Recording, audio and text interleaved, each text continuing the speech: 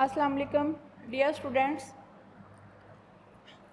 اردو کی کلاس میں آپ کو خوش آمدید۔ میں آپ کی ٹیچر ثنا ظفر آپ کو اردو پڑھاؤں گی۔ آج ہمارا پہلا لیکچر ہے، تو پہلے لیکچر کے حساب سے سب سے پہلے میں آپ کو بتاؤں گی کہ اردو کے پیپر کا حل کرنے کا طریقہ کار کیا ہے۔ سب سے پہلے ہم نصاب کا جو ہے وہ سارا جائزہ لیں گے کہ ہمارا پیپر جو ہے وہ کس کس طریقے سے آئے گا۔ سب سے پہلے حصہ معروضی سوال نمبر 1 ہوگا، وہ 20 نمبر پر مشتمل ہوگا۔ اس میں 20 کثیر الانتخابی سوالات آئیں گے آپ کو۔ ان میں سے حصہ معروضی کے 4 حصے ہوں گے، 4 پارٹ ہوں گے۔ پہلا حصہ جو ہے اس میں نصابی اسباق میں سے آپ کو 5 کثیر الانتخابی سوالات آئیں گے۔ اس کے بعد اگلا حصہ جو ہے وہ ادبی اصطلاحات پر مشتمل ہوگا۔ تو ادبی اصطلاحات کے لیے آپ کو ادبی اصطلاحات تشبیہ، استعارہ اور تلمیح، اس میں سے آپ کو 5 سوالات آئیں گے اور یہ 5 نمبر پر مشتمل ہوگا۔ پھر اس سے اگلا حصہ جو ہے یعنی تیسرا حصہ شعری اصطلاحات پر مشتمل ہوگا۔ شعری اصطلاحات میں مطلع، مقطع، ردیف اور قافیہ ہم لوگ پہلے بھی پڑھ چکے ہیں۔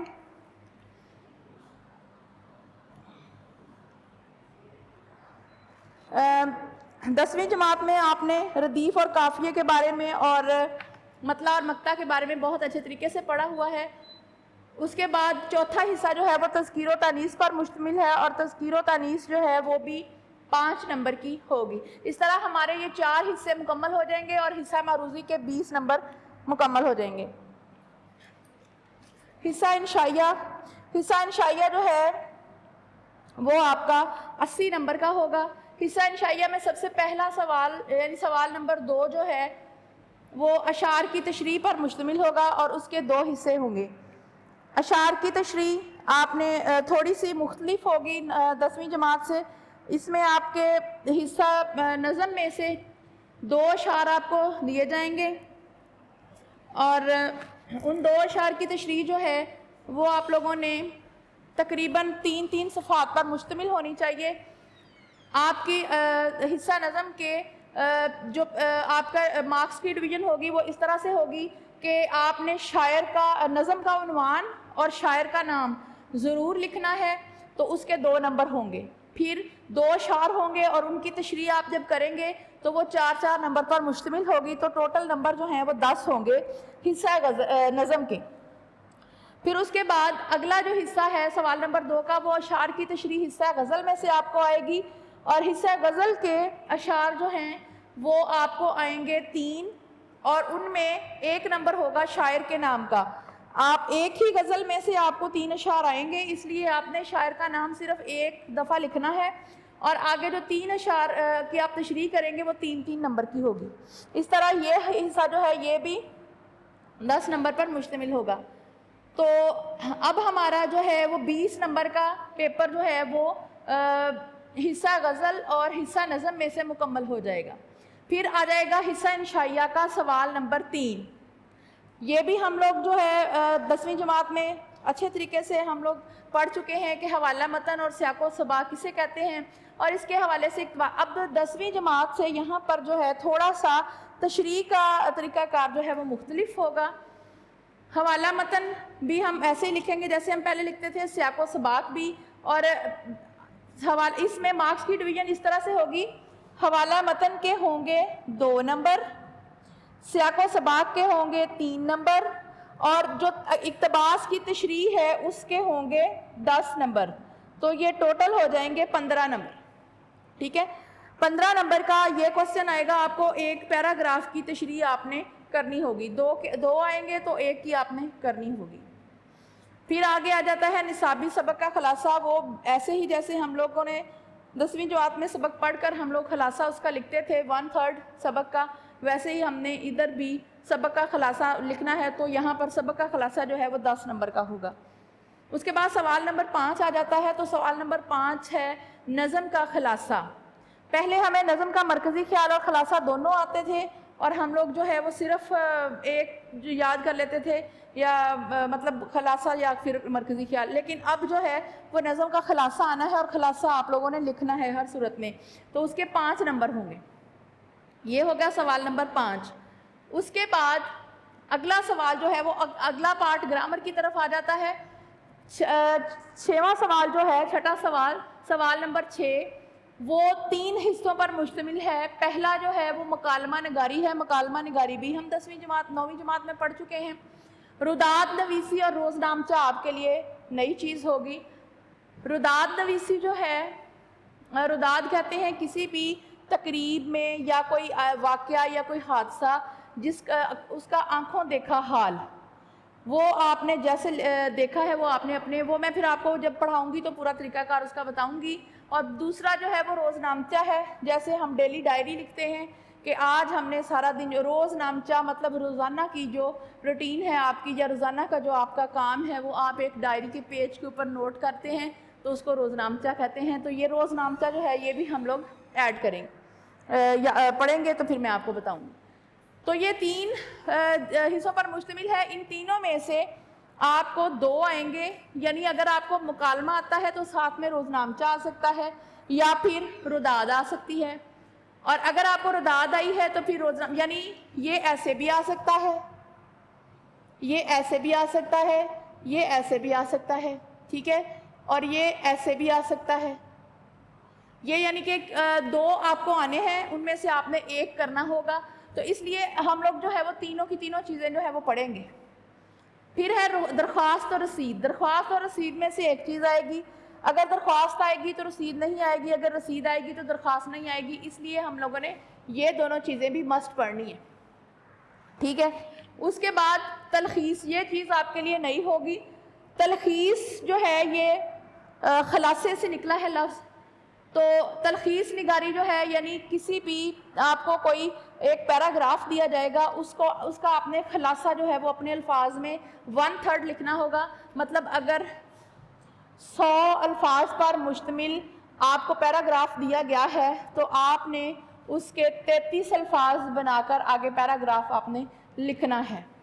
اگر آپ کو 150 الفاظ دیے گئے ہیں تو آپ نے 50 الفاظ پر پیراگراف آگے لکھنا ہے، اور آپ نے یہ ڈویژن کر کے اس کی تو پھر لکھنا ہے، اور پھر اس عبارت کا آپ نے موضوع عنوان بھی دینا ہے کہ اس کا موضوع عنوان جو ہے وہ کیا ہو سکتا ہے۔ عنوان کے 2 نمبر ہوتے ہیں اور تلخیص کے 8 نمبر ہوتے ہیں، تو اس طرح یہ 10 نمبر کا سوال آپ کا مکمل ہو جاتا ہے۔ اچھا، اس طرح سے اب آپ کا یہ 100 نمبر کا پیپر جو ہے وہ آپ کا مکمل ہو چکا ہے۔ آپ کو انٹروڈکشن ہو گیا ہوگا اچھے طریقے سے۔ اب آپ دیکھیں کہ حصہ معروضی ہم لوگوں نے جب پڑھنا ہے یہ ہم ساتھ ساتھ پڑھیں گے، ایک دن رکھیں گے ہم لوگ ان ادبی اصطلاحات، شعری اصطلاحات، تذکیر و تانیث، یہ ٹاپک میں آپ کو اچھے طریقے سے سمجھاؤں گی۔ پھر ہم لوگوں نے اسباق سٹارٹ، سب سے پہلے ہم پہلے سبق سے ہی شروع کریں گے، پھر اس کے بعد جو ہے یہ ہم لوگ بک پڑھتے جائیں گے، تو آپ کو میں ساتھ ساتھ ان سب کا طریقہ کار جو ہے وہ بتاتی جاؤں گی۔ اب میں آپ کو تھوڑا سا تعارف دیتی ہوں پہلے سبق کا۔ پہلا سبق جو ہے وہ ہمارا ہے اسوہ حسنہ صلی اللہ علیہ وآلہ وسلم۔ اس میں سب سے پہلے ہم لوگ جو ہے کسی بھی اسٹوڈنٹس کو سبق پڑھنے سے پہلے اس کے لیے یہ جاننا بہت ضروری ہے کہ یہ سبق جو ہے یہ کہاں سے لیا گیا ہے اور یہ اس کی صنف کیا ہے، اور یہ جیسے ہم لوگ 10ویں جماعت میں پڑھتے تھے کہ سبق جو ہے اس کا ماخذ کیا ہے اور اس کی صنف کیا ہے، تو ایسے ہی یہاں پر بھی ہم لوگ جو ہے اس کا حوالہ متن دیکھیں گے کہ اس کا کیا ہے۔ یہ سبق جو ہے وہ سید سلیمان ندوی نے لکھا ہے، ان کی کتاب ہے سیرت النبی، اور وہاں سے یہ اخذ کیا گیا ہے۔ سب سے پہلے میں آپ کو یہ بتاؤں کہ ہاں جی، سید سلیمان ندوی جو ہیں وہ مولانا شبلی نعمانی کے شاگرد ہیں۔ میں آپ کو ان کا تعارف بتاتی ہوں تھوڑا سا۔ یہ 22 نومبر سن 1884 کو ضلع پٹنہ کے گاؤں دینا میں پیدا ہوئے تھے سید سلیمان ندوی، اور یہ مولانا شبلی نعمانی کے شاگرد تھے۔ ان کا سب سے بڑا جو کارنامہ ہے وہ یہ ہے کہ انہوں نے سیرت النبی جو مولانا شبلی نعمانی کی تصنیف ہے، انہوں نے ان کی وفات کے بعد اس کو مکمل کیا، اور ان کی تکمیل کا جو عظیم کارنامہ ہے وہ سید سلیمان ندوی نے انجام دیا۔ ان کی تاریخ پیدائش اور تاریخ وفات جو ہے وہ 22 نومبر ہی ہے۔ 22 نومبر سن 1884 کو یہ پیدا ہوئے ہیں اور 22 نومبر سن 1953 کو یہ فوت ہو گئے ہیں۔ اچھا، سید سلیمان ندوی جو ہیں وہ ممتاز سیرت نگار ہیں، سیرت نگاری کرتے ہیں اور سوانے نگاری، یعنی سیرت نگار بھی ہیں اور سوانے نگاری ہیں۔ ان کی تحریر میں پختگی پائی جاتی ہے، جدت پائی جاتی ہے۔ علامہ شبلی نعمانی کی سوانے کو انہوں نے لکھا ہے، مورخ بھی ہیں، مورخ تاریخ لکھنے والے کو کہتے ہیں، یہ مورخ بھی ہیں اور عربی اور فارسی کے عالم دین بھی ہیں، ٹھیک ہے۔ اب ان کے بعد میں آپ کو تھوڑا سا سبق کے تعارف کے بارے میں بتاؤں گی۔ مولانا شبلی نعمانی کی جو سیرت النبی ہے اس سے یہ اخذ کیا گیا ہے سبق اسوہ حسنہ، اس کا ماخذ ہے خطبات مدارس، خطبات مدارس اسوہ حسنہ سید سلیمان ندوی نے لکھا۔ سید سلیمان ندوی نے سن 1925 میں انڈیا کے شہر مدارس کے لالی ہال میں 8 خطبات دیے تھے۔ ان میں سے 5ویں خطبے سے ہمارا یہ سبق اسوہ حسنہ ماخوذ ہے۔ یہ خطبات سید سلیمان ندوی کی علمیت اور آپ صلی اللہ علیہ وسلم کے ساتھ محبت اور عقیدت کا منہ بولتا ثبوت ہے۔